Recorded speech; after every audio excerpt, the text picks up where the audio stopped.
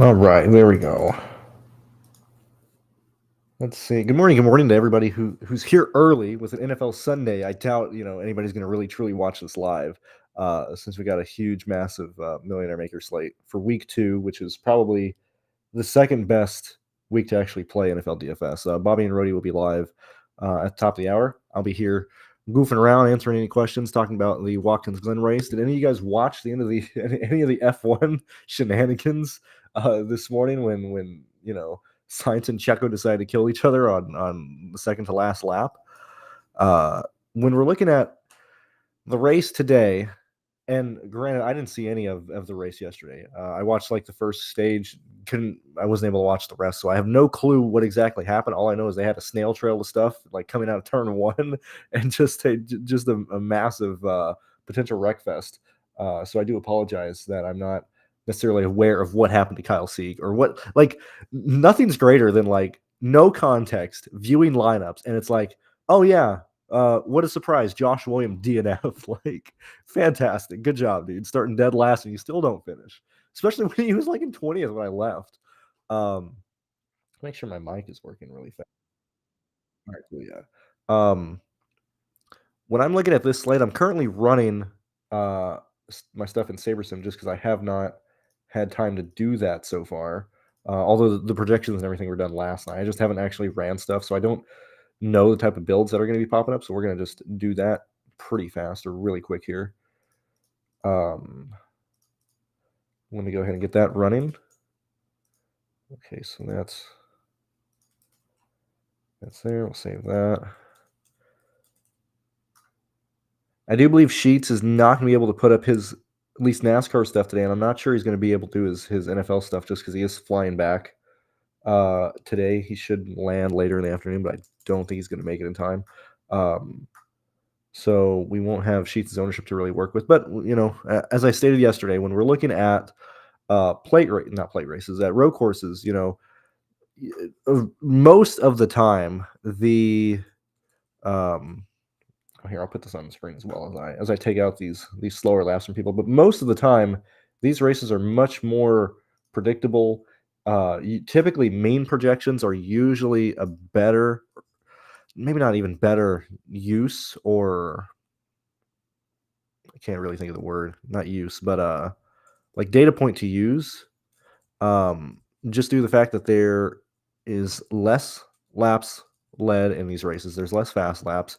The race is 90 laps. We're probably going to see at least, 75 of those under green, if not slightly less. But with the 2 stages, we'll probably lose at least, 4 to 5 laps a stage. Even if it's 3, we're still losing 6 of those. I mean, that still breaks it down to 82 laps. And so when you start looking at projections just based on where people are finishing, typically projections are going to be much more condensed, much more concise, and much more trustworthy than intermediate tracks and stuff like that. And so I'm going to assume that we're going to see quite a lot of slam dunk place differential plays that seem pretty solid here. Let me just get through removing these so we can actually see, so my little autistic brain is able to view my data correctly. Let's see. And if you guys have anybody that you want me to look at specifically, please do type in chat. I mean, I'm going to be here for at least 45 minutes, but since we're probably going to have like, 50 live viewers or whatever, compared to the normal like 120, I will happily do any requests that we have here. Lastly, so while I'm doing this, I was really concerned that NASCAR had ruined Watkins Glen, and maybe to an extent they have, only due to the fact that they added the rumble strips, like off of turn 1, out of the carousel. One thing I've enjoyed that I think made Watkins Glen a much better viewing experience was that this is a fast track. You were much more able to attack any corner with any specific way you wanted, specifically the momentum-based turns on the track. And I was really concerned that the rumble strips they added, and the rumble strips and stuff, and the change of the bus stop would have like truly affected that. Thankfully, we're not seeing that nearly as extensively as I thought we would.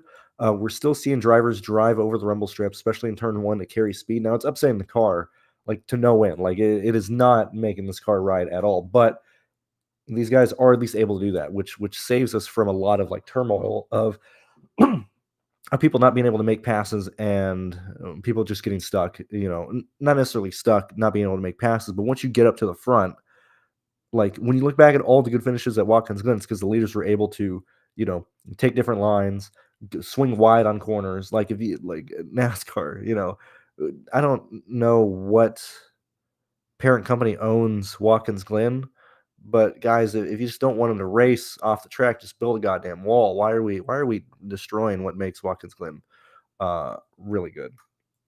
What's going on in Witzka? So thoughts on Wallace, Kozlowski, Blaney, and Grawla. So let's go ahead and just look at the practice data first. As I said, I'm still writing my stuff, just because I haven't uh, been here. I'm gonna assume that these projections aren't too off here. Yeah, okay, cool. I was making sure that I at least had everything uploaded. Just first and foremost, based on practice stuff, now yet again, two different groups. We did see the second group be much faster, but still, I mean, are we seeing it? It's not necessarily who's faster, who's not. We're just seeing like, are these individual drivers like, what issues are they running into?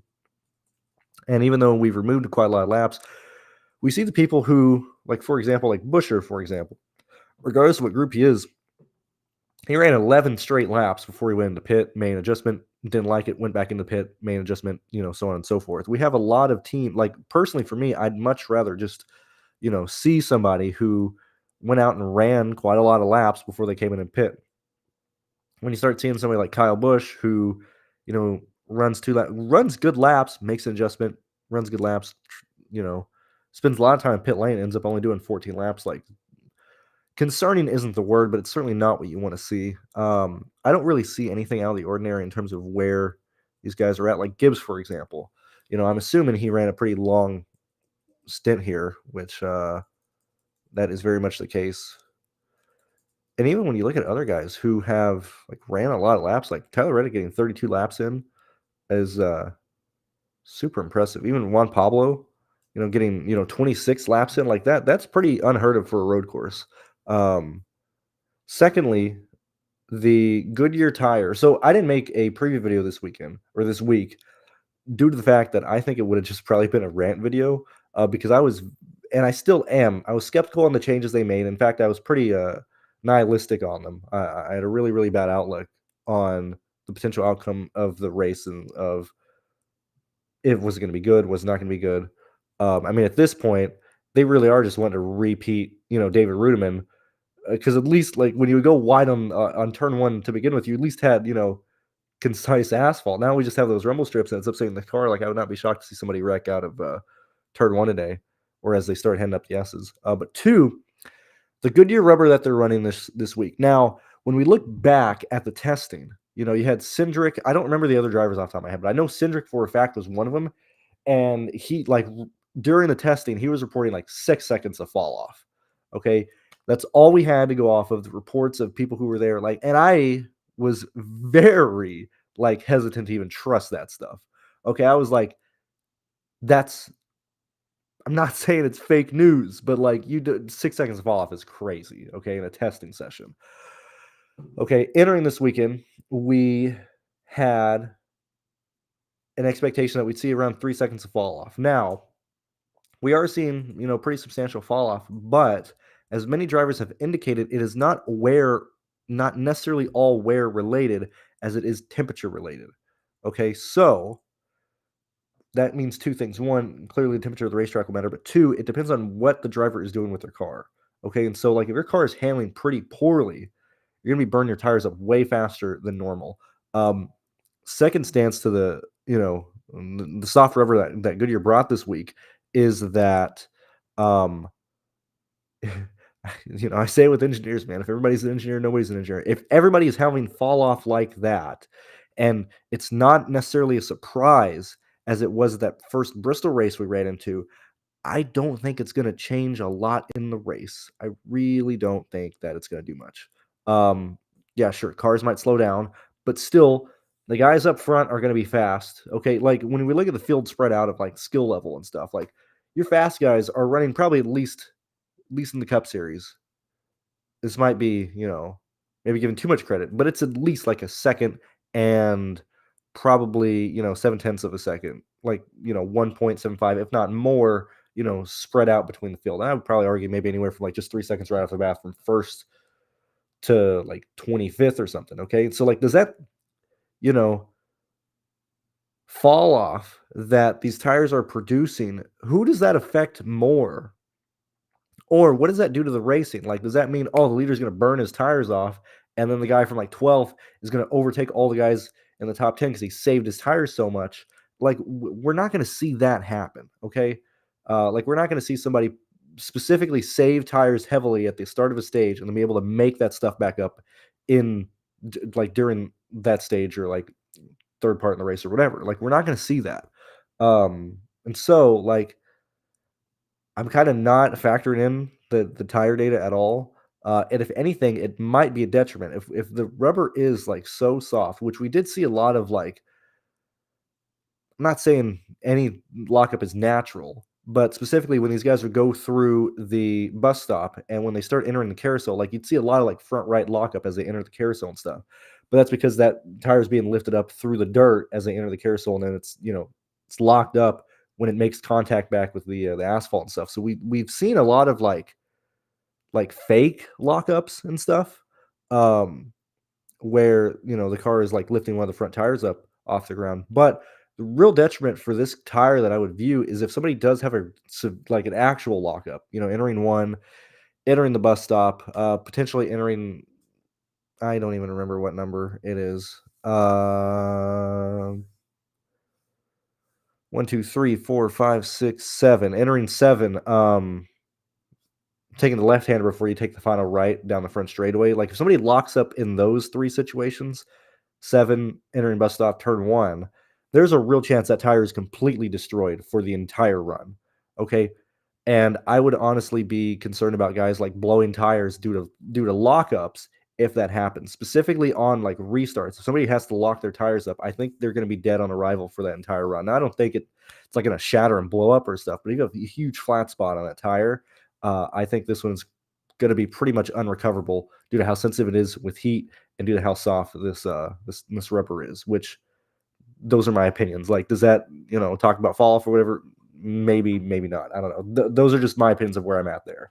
Um, that's like all the opinions I have entering this weekend. And so when we look at the drivers that you asked together, which I know you just meant it like in general, not playing them together, but when we look at um, Keselowski, we look at Bubba Wallace, we look at Ryan Blaney, and we look at Kaz Grala. Now, Kaz Grala is, I'm gonna just say based on like let's back this up a little bit more. So I gave like Kaz Grala, for example, I'm giving him like 30th today. And that leads like, he's right at like 19 points and stuff. I don't think that's an accurate projection, even though I did that. I think I'd probably give him a bit better in the 20s, but due to the fact that I need to figure out where everybody is with the other important guys, it's hard for me to just give Gralla a projection at like 26 and stuff. So like for my data and how I build lineups and stuff, like I gave him like 30th. Like I think that's a fine, projection to look at. So like if you look at that and you're like, wow, 19 points, that's terrible. That's 3.8 value. Like I understand that. I think he's better than that, but in my numbers, I'm not going to push him any higher than that because he'll start being forced into stuff. But Keselowski, Blaney, Bubba Wallace, I think these guys are phenomenal plays. Keselowski at 7,000, Blaney at 74, and Bubba Wallace at $6,600. Like that is a pretty decent steal. Same thing with Stenhouse, honestly enough. Like these guys are priced cheap enough to where I don't really see the need to pay up for Busher when like, Busher's looking to score you like anywhere from like 38 to 42 points. Whereas like Keselowski has that same outcome, that same range of scoring at a much cheaper value. Okay. And so yet again, I don't know how the race went yesterday, but looking at stuff pre-race and even the fact that I still cashed with apparently a shit show that happened, I would probably prioritize place differential in this race, especially with the people we have in like up front outside of the main guys. Like let's go through like all the place differential I think are good plays. Just right off the bat. Like I think Larson's a fantastic play. Okay, I think Bell's a fantastic play. I think Reddick's a great play. I think Elliott's a great play. Like honestly, between Larson, Bell, and Reddick, I think this is probably where you want to build around your lineup. Okay, the reason why Keselowski, Blaney, Bubba Wallace, these guys look so good, not only on a point per dollar range, but the fact that you can very easily pair them with people like this. Okay, similar to SVG yesterday, starting from 13th or wherever he was. Like these are guys that you are expecting to run up front at the end of this race. Okay, when we look at the race having 90 laps, as I said, just kind of start right off the bat. Probably 82 of those are green. If we have any more yellows other than the stages, that bumps it down like 75, whatever. The fact that there are people in pretty dire situations, playoff wise, and this is where I hate trying to factor this stuff in, but as I pull this stuff up, I'm really annoyed that there was no betting of any kind, offshore, whatever. I just want to see the markets and stuff, that you couldn't bet on people getting into the round of 12 from the 16 round of 8 and stuff, because I would have absolutely, and I still think, Harrison Burton makes it into the round of 8.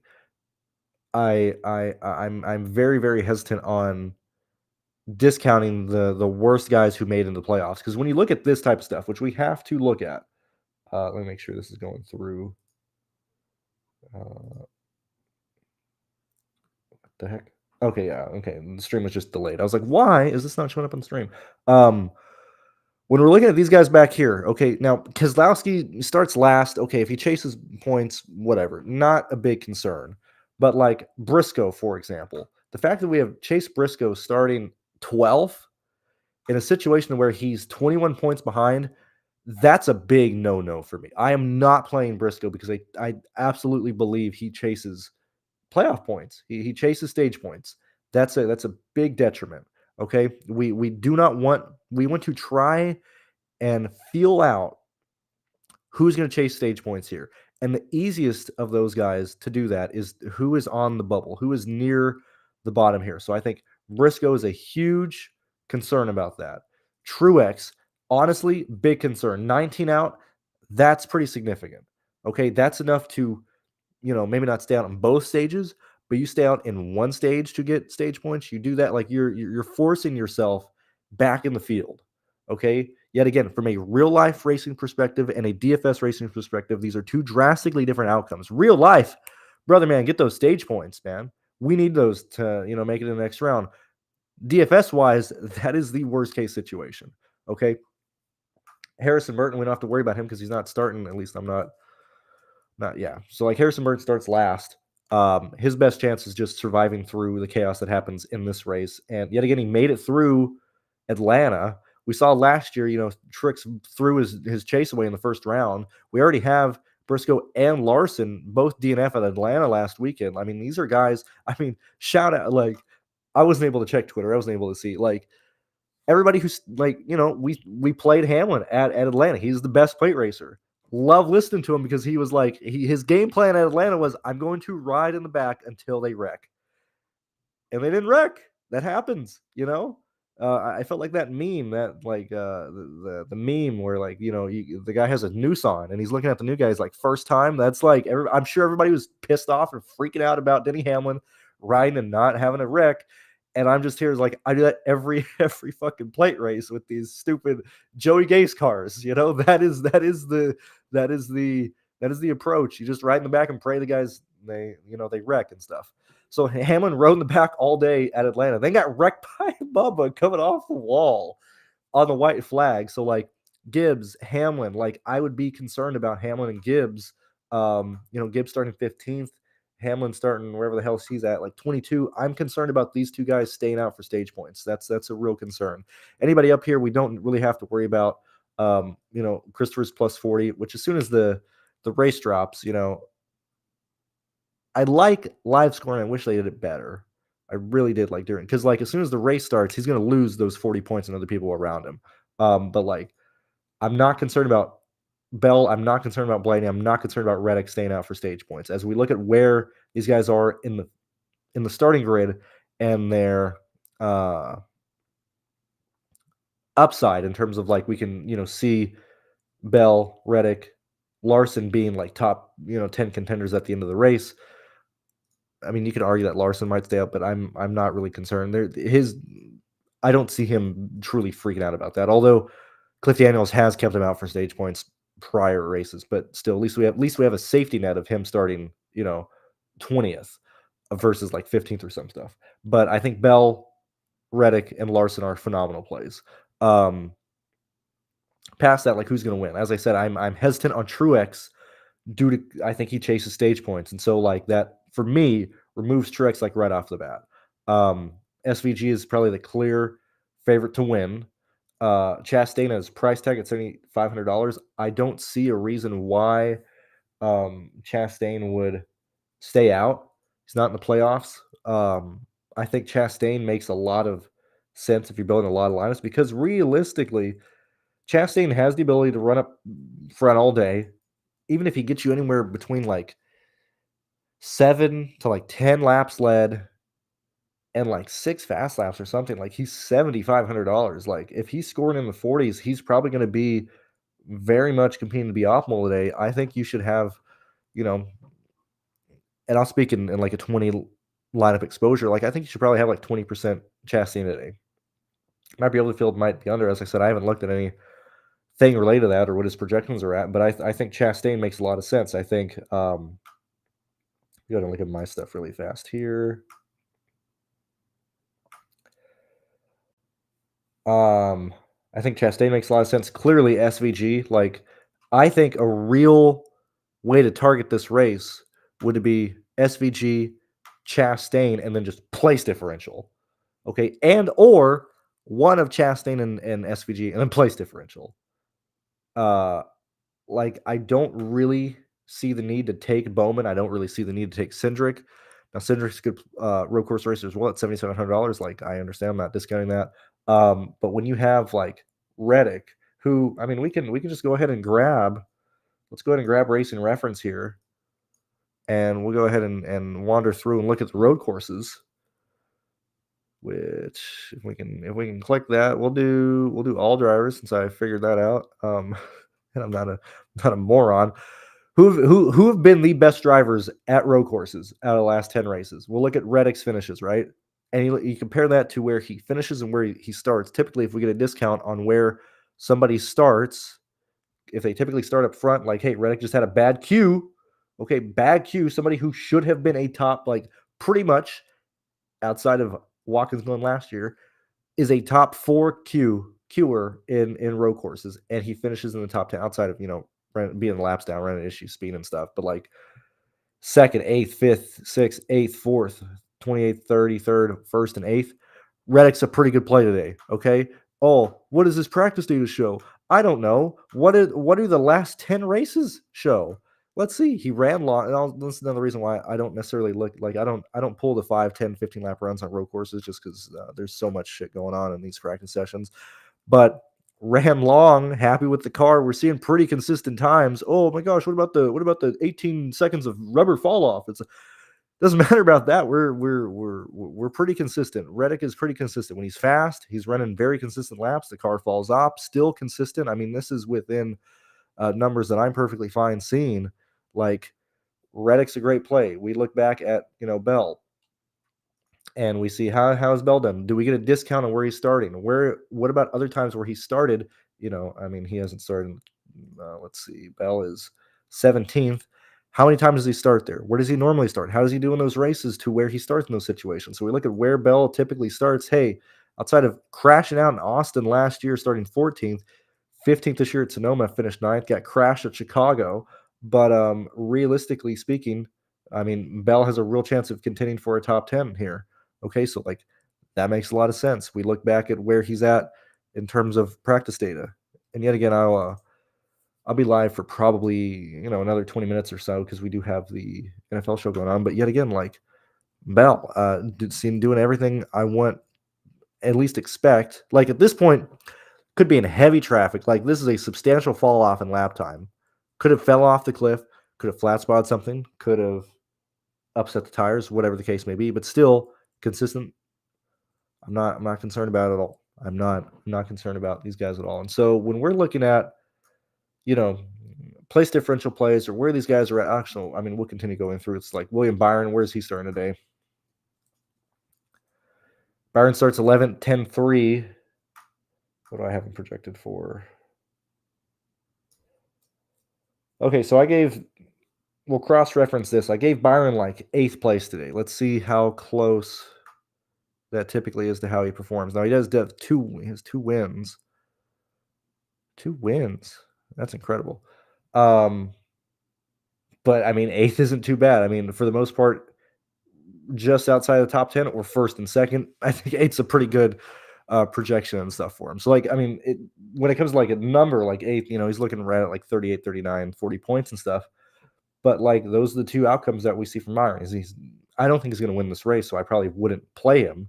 But from like a real life standpoint, that he's been one of the more consistent guys. With Kyle Busch, even in the RCR brigade, we'll look specifically at this year's stuff because that's almost more important. Because as we've seen, Kyle hasn't necessarily qualified that well this year at the last couple of road courses. And he's, managing, anywhere from like 12th to 9th place. Where's Kyle Busch starting today? Oh, he's starting 13th, kind of right where he should be.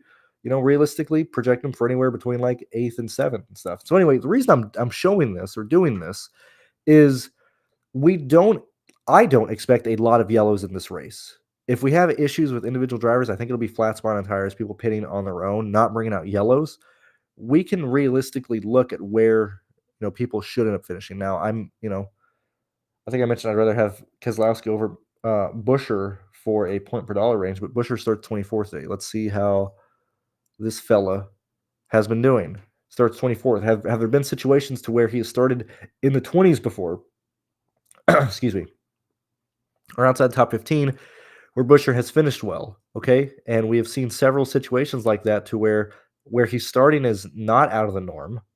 Okay, you can look at this in 2 ways of like who's consistently showing that they qualify poorly and they finish better in races, and situations to where people who normally qualify up front, who finish well in these races, messed up on like a qualification lap. Because not every time, not every race you're going to start where you should. Like, okay, Buescher makes a lot of sense today. Reddick, Bell, like that. This is how I want to approach this race. For me up top, it's SVG or Chastain. After that, I'm just chasing place differential.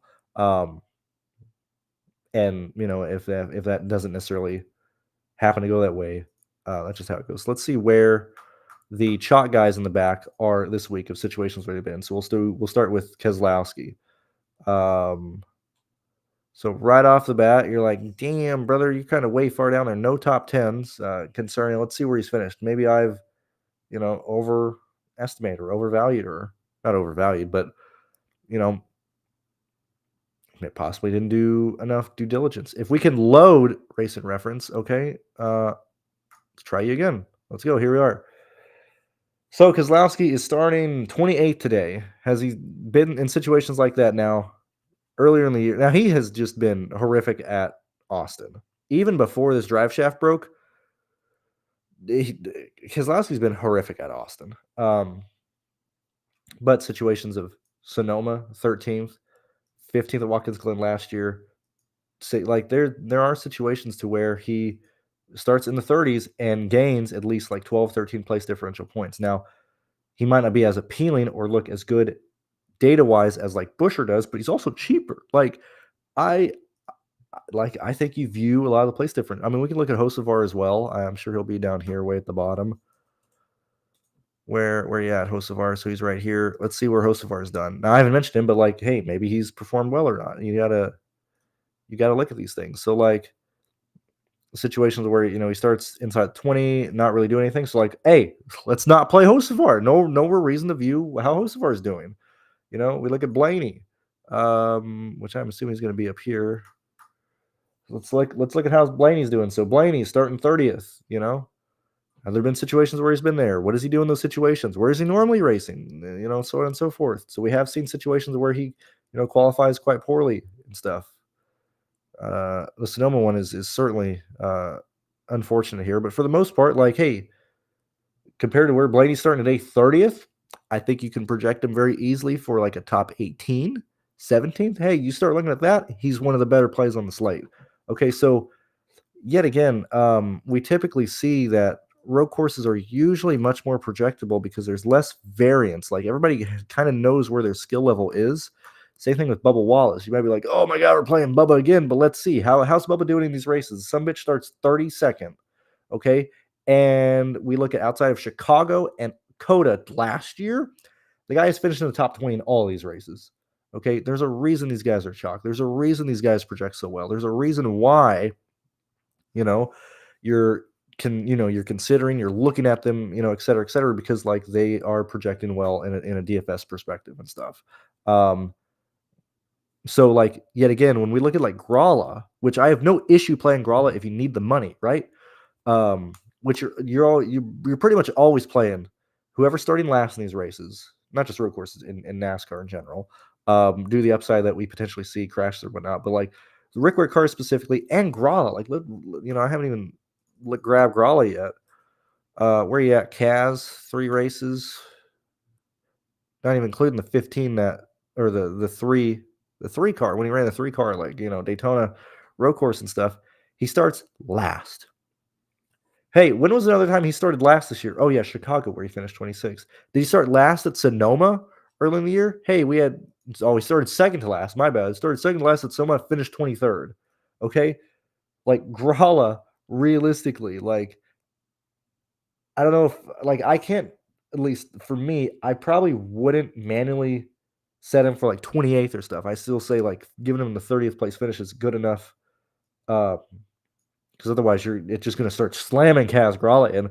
But like realistically, Kaz Grala is going to finish with more DraftKings points than like 2025 or whatever, or 2023. He'll probably be much closer to 2025 and stuff.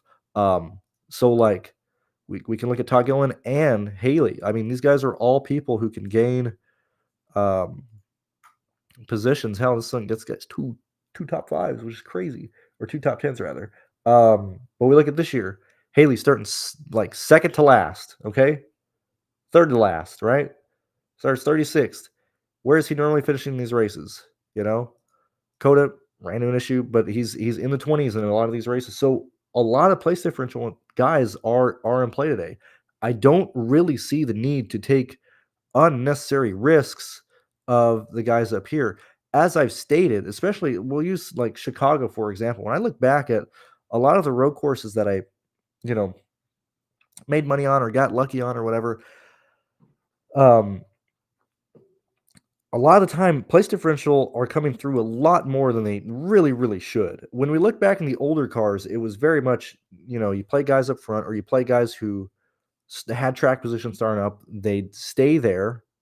Um, they would use the stage strategy to pit before, gain that track position back, and maintain a run position up top. I would argue in this new car, and we'll use Chicago for example, like even both Chicago races, nobody could pass, and dumb shit still happened to where place differential came through at some point. I'm leaning much more towards prioritizing place differential in these races and just waiting for whatever's going to happen. And because it's not like wild, like, we're not, choosing like Nemechek or something. Like the place differential day is Bell, Reddick, Kyle Larson, Denny Hamlin, Chris Buescher. Like these are not like bad road course drivers. These are people who are showing us the ability to finish in the top 15, to gain positions, who have pretty much the highest floor of anybody in these races. That's how I want to approach this race. Um, Thank you for the 37 of you guys here joining me on a Sunday morning. So let's see. The long ones have been in the first practice. Short runs are done. What's going on, Phil? So very true. I have the laps for practice, but I did not pull them in here.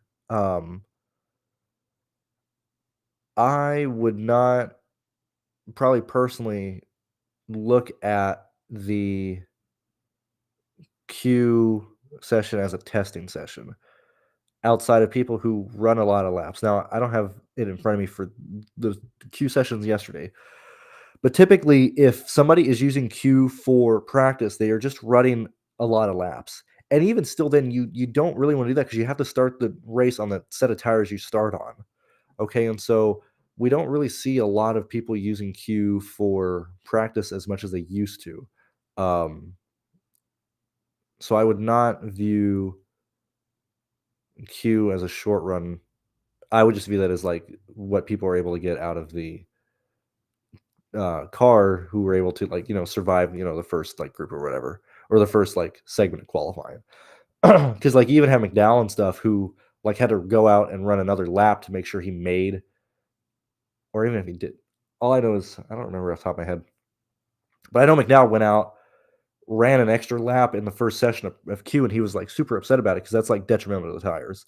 Um, so I don't think they would use that in the um, Q session. But thank you, uh, Reddick and Suarez. I knew it was Cindric, but I forgot that it was Reddick and Suarez because it was one driver from each manufacturer and stuff. So like let's take a gander of just those individual drivers here in practice. And so like Reddick, who did the test, yet again, did he run the most laps of anybody? Which he did. Hey, man, that's kind of good to see, Let's see what Suarez did. Oh yeah, Daniel. Why am I on 144? What the hell? Why am I way deep in the numbers there? Long runs. So that, I mean, that's I have where's Suarez starting?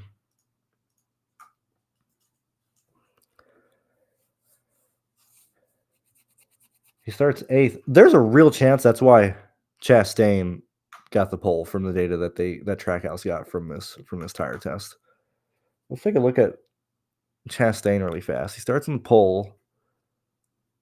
His last win isn't even in the last 10 races that they did, but I mean 10 laps at Coda. Because I mean you're not just gonna fall into this during like stage yellows or something. I mean, like I said, I think we got a real chance that Chastain is going to compete to at least lead laps and to probably hit close to value today. Let's see what else we're doing. What drivers aren't going to be in my pool today? The drivers that are not going to be in my pool today, which you can get if you have a subscription, you can just see the projections. But I'm not playing Truex. I'm not playing Corey LaJoy. I'm not playing Zane Smith. Not playing Priest. Not playing Hemrick. Not playing Barry. Not playing Nemechek. I don't know how many lines I'm going to do. I'm still waiting for F1 to pay out to figure out how many lines I'm going to do. But I know for a fact, like Trix is probably the first guy that I'm like not fading or I'm not playing at all. Yet again, going back, we really got to be concerned about this. Like even Keselowski has a bit of a concern here. Like we don't have to worry about Burton, thank God. But like Keselowski, Truex, and Briscoe are all in situations where they might stay out and run long. So I mean, honestly, I think that might actually bump up Chris Buescher probably more, just because he's going to be going for the win. We know he can get through the field. I have him for 14th today with a couple fast laps, but real chance Buescher might be one of the highest scorers on the slate today because he's not going to be worrying about points at all. Let's see. Right, is Montoya a good play or is he too expensive? Juan Pablo starting 34th.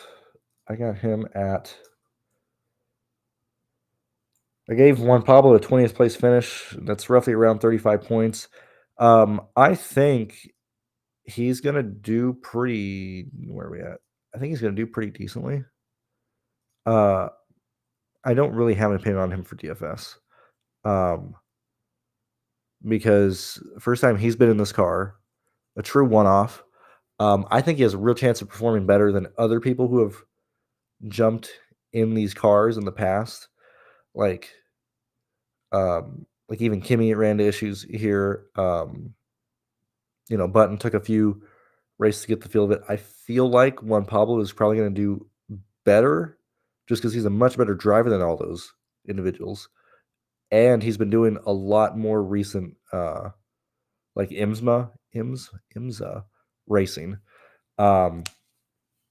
With a lot of cars who have independent rear suspensions and stuff. So I don't think the jump for Juan Pablo is as big as it is for other people, even from people coming from sports car stuff. Now he's not going to come out and win the race, but like starting 34th, I don't see a reason why you wouldn't like play him if you have the salary. Like if you land on him, I have no issue about it. If you want to prioritize him, hell, even over like Keselowski or something, I would totally see that. He is in when I sort. I was gonna destroy the sheet. Hold on. Let me see where he comes in line. If I sort everybody by let's do it on this one here.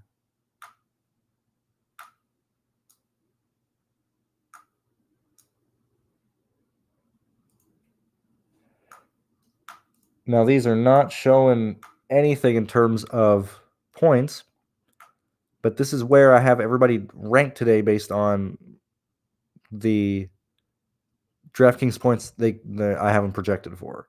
Now they could be bad value, they could be good value, but I have Juan Pablo as like the 15th, 16th best play on the slate from a raw point range. So like I think he's in there, and we see a lot of place differential guys are holding this type of range, and or people who are like starting up front who can maintain a position inside the top 10 like AJ and stuff like that. But I think Juan Pablo is very much in play today.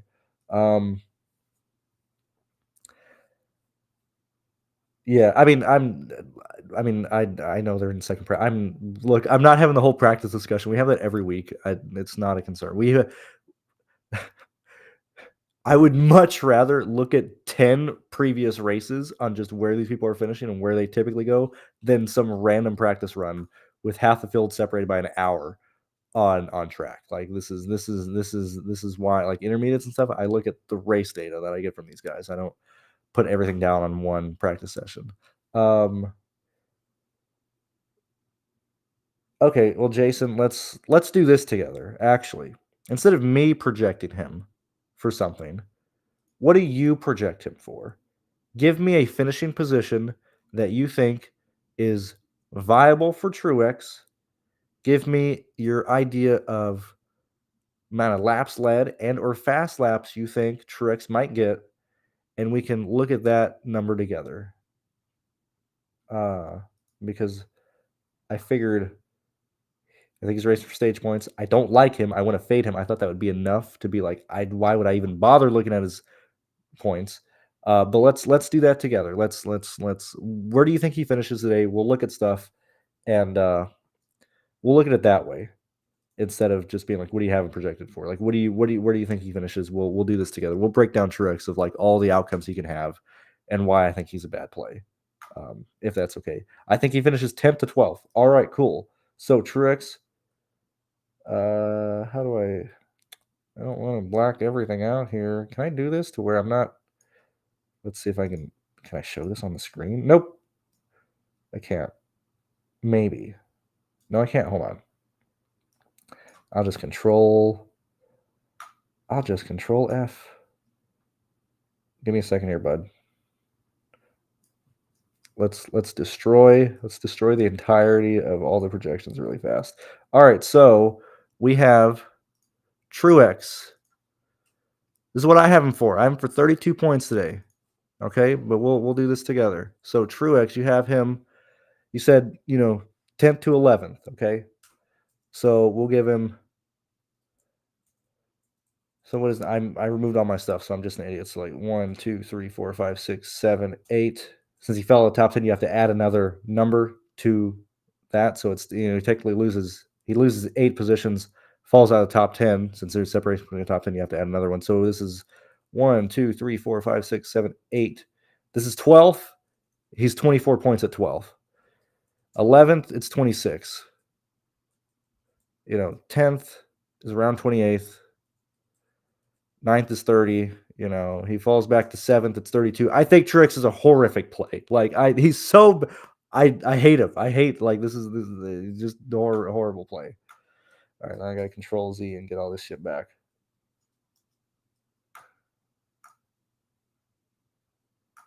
Yeah, I think Tricks is just a horrific play. All right, we went down far enough there.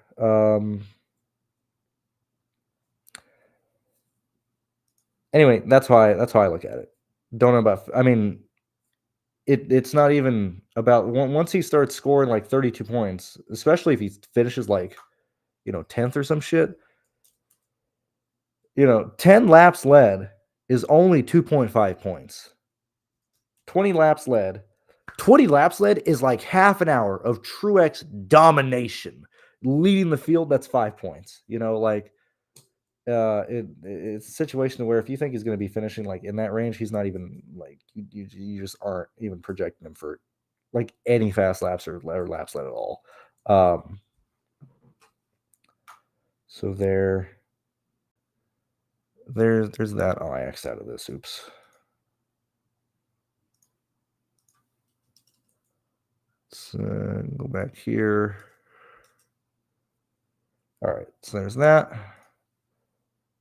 But yeah, I mean that's how I look at stuff. That's how I view projections and drivers and stuff. Like I try and look at it realistic like outcomes for these people. And a lot of times like they're just not there, they're just not doable.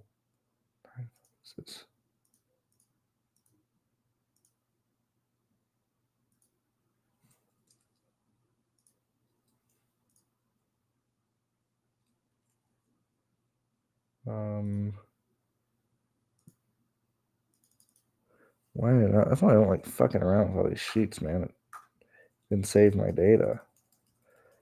I was like, why do I have Tricks now for 34? It just wouldn't update to the old number.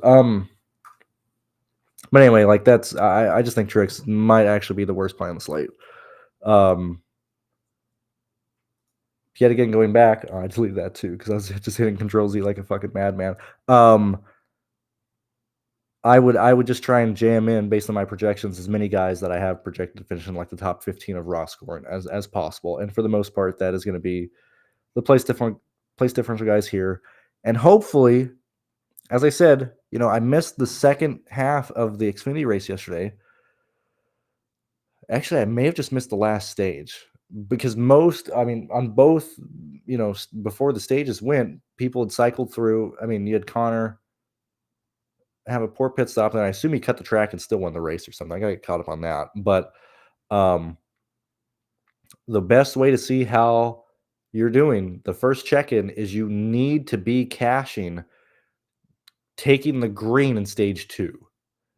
That'll let you know if the place differential is going to start coming through or not. Because if you're not cashing or even close to cashing at the start of stage 2, like 2 laps into stage 2, once everybody cycles through, once everybody gets through their pitting stage there, if you're not cashing at that particular moment, that's the first time I check in to be like, hey, how's my stuff doing? 1-2 laps into stage 2. If you're not cashing there, you're not close there, I don't think you're going to cash in the race. If it goes the way it should with people getting through, like that's the first step you want to be cashing at.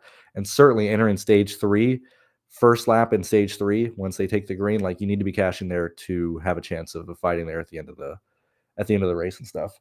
I appreciate 36 you guys joining me today with certainly all the NFL shows going on. We got all these other sites with literally thousands of people talking about these football players. So I appreciate you being here. I think I've about covered everything. I think you prioritize place differential.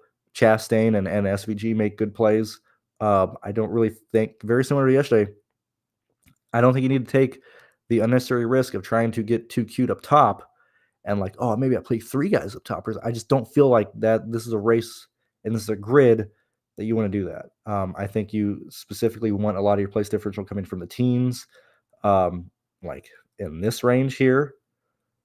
And then, the good guys in the back here. Like, I think that's how you should approach this race. And so I'll go ahead and let you guys go. Best of luck today in your NASCAR, NFL, whatever degeneracy you are participating in. And I will see you guys in the preview video for whatever race, I don't even know what track we're at next weekend. But I'll figure that out later today. But yeah, I'll see you guys in the preview video for that. So best of luck and thank you for being here. I appreciate it.